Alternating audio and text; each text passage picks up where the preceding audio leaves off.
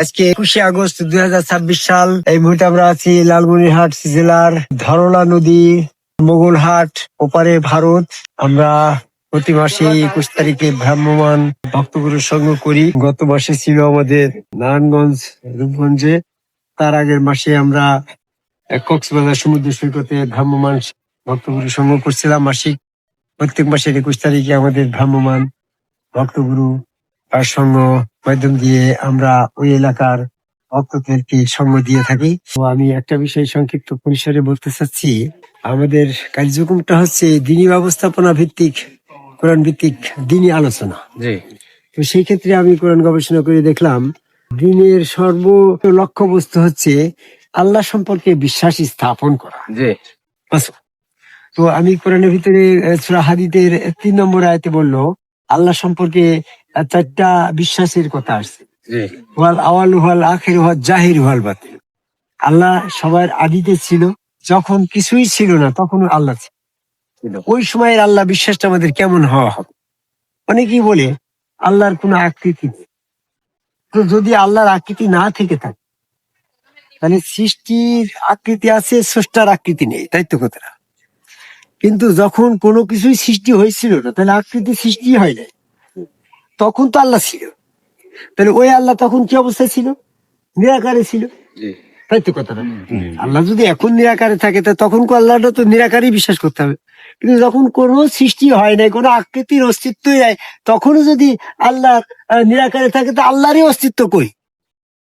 অস্তিত্বগত ভাবে সেখানে অস্তিত্বহীন একটা অবস্থানে হয়ে যায় না। যখন কোনো কিছুই সৃষ্টি হয়েছিল না তখন আল্লাহ ছিল, ওই আকৃতিটা ওই তখন আকৃতিগত ভাবে আল্লাহ পাকের অবস্থান নির্ণয় করা হয়েছে। সেই আকৃতিগত অবস্থান বিশ্বাস করতে হবে। আদি আল্লাহ ছিল, আদিতে আল্লাহ ছিল। এই আদি আল্লাহ বিশ্বাস করলো তারাই যারা যারা বিশ্বাস করলো আল্লাহর আকৃতি আছে গো। তাহলে যারা যারা বলে যে আল্লাহর আকৃতি নেই তারা আদি আল্লাহ বিশ্বাসী নয়। তাদের আকৃতিটাই আগে ছিল, সৃষ্টির আকৃতি আগে সৃষ্টি হইলো, পরে আল্লাহ পাকের আকৃতির সম্পর্কে বোঝা গেল। তো তাহলে এমনটা তো হতে পারে না। তাহলে আল্লাহ আদিতে ছিল, সেই আল্লাহর আকৃতিগত অবস্থানেই ছিল। ওটা আমার আলোচ্য বিষয় না। আমার আলোচ্য বিষয় হচ্ছে আল্লাহ আদিতে ছিল, এটা বিশ্বাস করা। তারপরে আল্লাহ সবার শেষে থাকবে।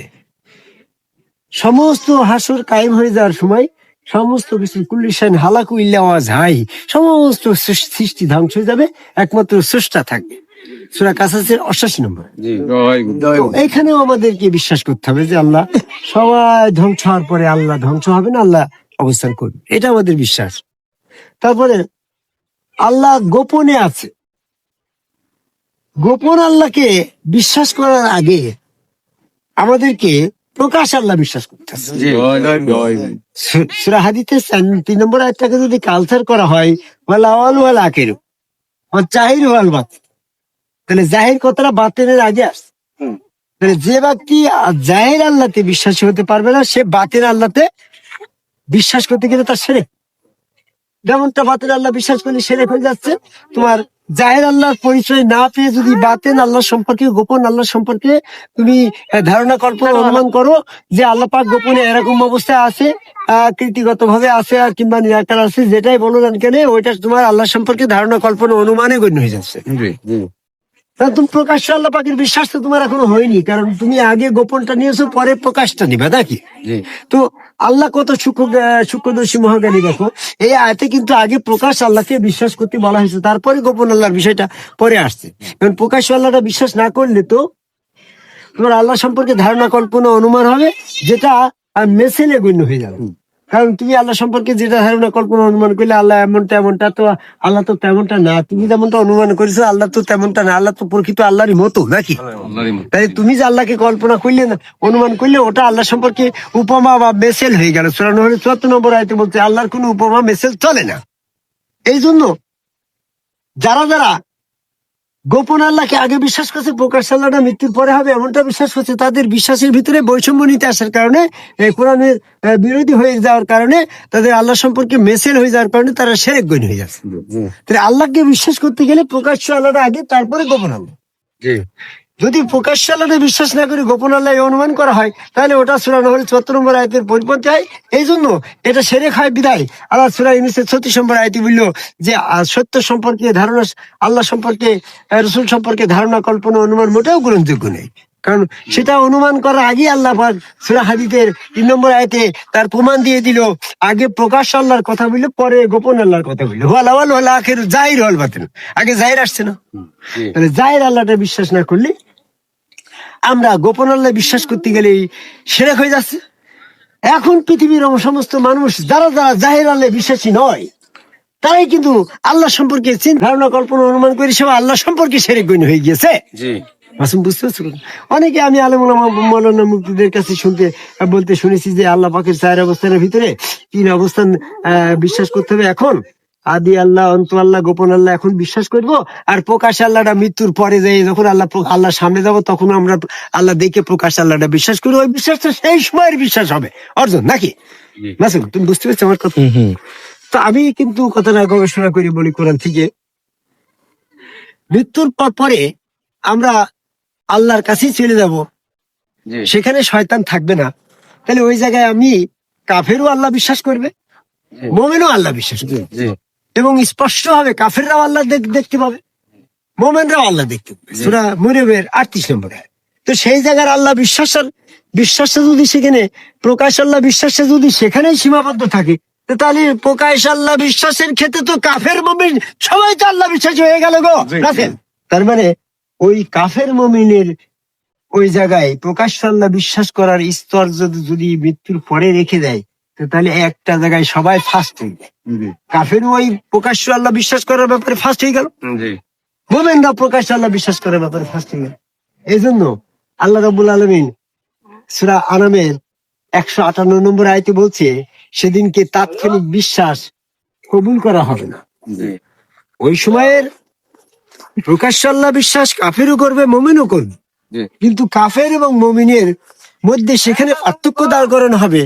যারা দুনিয়াতে প্রকাশ্য আল্লাহ বিশ্বাসী ছিল, তারাই ওখানে প্রকাশ্য আল্লাহ বিশ্বাস করবে, ওটা কবুল হবে।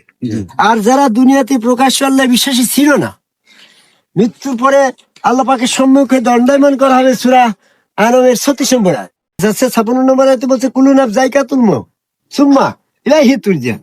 প্রত্যেক মানুষের মৃত্যু হবে, মৃত্যুর পরে আল্লাহর কাছে নিয়ে যাবে। তখন যে আল্লাহকে প্রকাশ্য দেখে সবাই বিশ্বাসী হয়ে যাবে।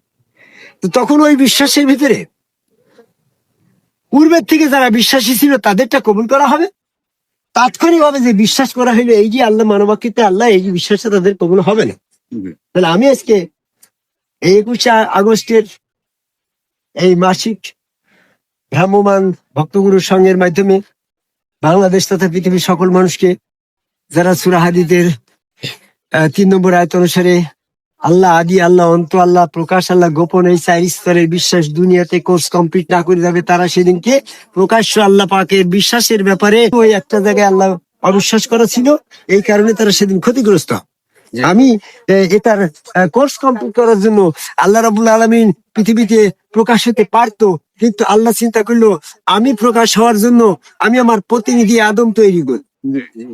তাই প্রতিনিধি রসুলের মাধ্যমে আল্লাহ প্রকাশ হইল। রসুলের হাত আল্লাহর হাত, রসুলের পাল্লার পা, রসুল সুরতে আল্লাহ বিশ্বাস, এটা বাস্তব বিশ্বাস। এমন কল্পনা আল্লাহ বিশ্বাসটা গ্রহণযোগ্য হবে না বিধায় বাস্তবে সশরীরে রসুলের হাত আল্লাহর হাত, রসুলের পাল্লার পা, রসুলের চেহারার ভিতরে বাস্তব আল্লাহ, স্বয়ং আল্লাহ, প্রকাশ আল্লাহ বিশ্বাস করি। সেখানে সেজদা দেওয়ার মাধ্যমে আল্লাহ স্বীকারোক্তির দলিল প্রমাণ করার জন্য এখানে এই রসুল ব্যবস্থাকে সার্বক্ষণিক রাখা হয়েছে।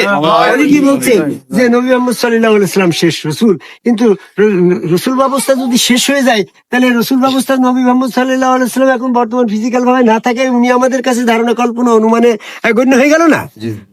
আল্লাহ সম্পর্কে ধারণা, কল্পনা, অনুমান গ্রহণযোগ্য নয়।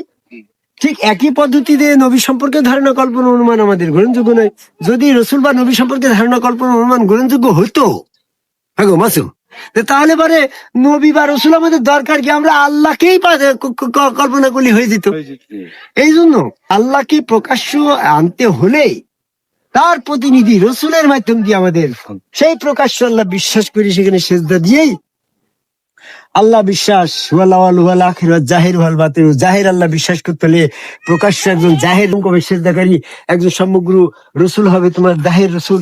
এই জাহির রসুলের হাত আল্লাহর হাত বিশ্বাস করে সেখানে সেজদা দিয়ে শয়তান থেকে পবিত্র হয়ে প্রকাশ্য আল্লাহ স্বপ্নে দর্শন করে বা বাস্তবে প্রকাশ্য আল্লাহ দর্শন করলে সূরা হাদীদের 3 নম্বর আয়াতের যে কোস ওয়ালা ওয়াল ওয়াল আখিরাত জাহির ওয়াল বাতিন, সে আদি আল্লাহ অন্ত আল্লাহ প্রকাশ আল্লাহ গোপন আল্লাহ বিশ্বাসের কোর্স কমপ্লিট করলে যারা তারাই প্রকৃতপক্ষে আল্লাহ বিশ্বাসের পরিপূর্ণতায় মৃত্যুবরণ করলে তারাই জান্নাতি। জয় গুরু।